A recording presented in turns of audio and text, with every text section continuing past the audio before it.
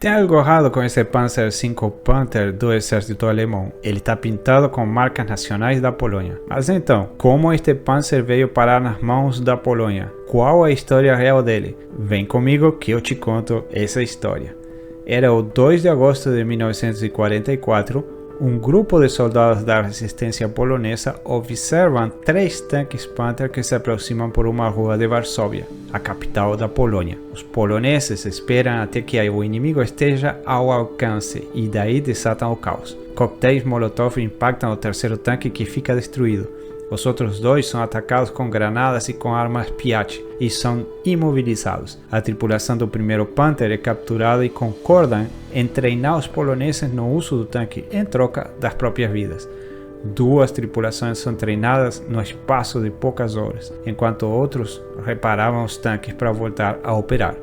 Na manhã do 3 de agosto, os 2 tanques estavam prontos. Tinha acabado de se formar o pelotão blindado independente do batalhão Zoska. Tudo isto aconteceria na revolta de Varsóvia de 1944. Mas antes, vamos nos colocar em contexto. A Polônia tinha sido invadida pela Alemanha em 1939. Isto todo mundo sabe. O que não é tão conhecido é que poucos dias depois da invasão, os russos também invadem. A Polônia então fica dividida em 2 partes. Outro fato pouco conhecido é que o governo polonês nunca assinaria a derrota formal, passando a governar desde o exílio e tendo um governo clandestino ativo no país.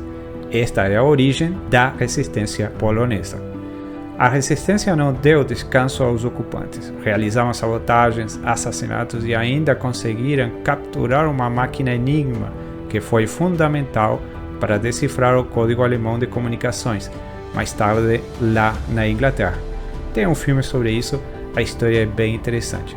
Mas voltando ao assunto, o governo polonês clandestino prepara uma revolta geral em todo o território da Polônia, porém centrado em Varsóvia, a capital, aproveitando o fato que as tropas russas tinham já entrado em território da Polônia, perseguindo o que restou do grupo de exército centro da Alemanha, que fora destruído na espetacular e pouco conhecida Operação Bagration.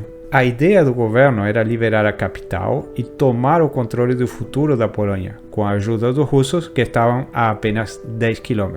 Porém, num fato que até hoje se discutem as causas, os russos se mantiveram à distância, sem prestar assistência à revolta.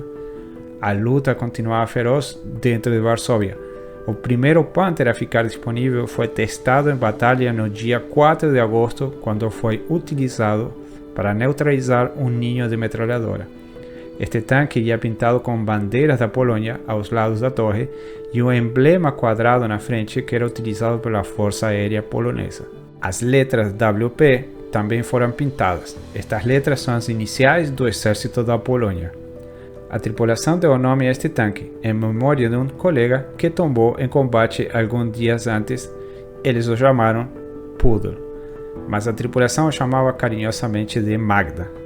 O Pudel viu a ação participando da libertação do Hospital Sofia no ataque a um campo de concentração e ao prédio da Academia de Polícia. E no 8 de agosto deu apoio a um contra-ataque onde foi atingido por vários tiros de 75 mm vindos de um Hetzer ou talvez de um Panzer IV, sofrendo apenas danos menores. No dia 11 de agosto, o Pudel viu seu último combate quando foi danificado para além de qualquer tipo de recuperação. Foi decidido então abandonar o tanque, que foi queimado para não cair em mãos dos alemães. Os combates continuariam ainda até outubro, quando o que restou da resistência polonesa em Varsóvia se rendeu ou se dispersou. Os alemães arrasaram a cidade em represália pelo levantamento. 100.000 civis morreriam e as baixas de combate foram 15.000 soldados para cada lado aproximadamente. Esta foi a curta, porém heroica, história do Pudel.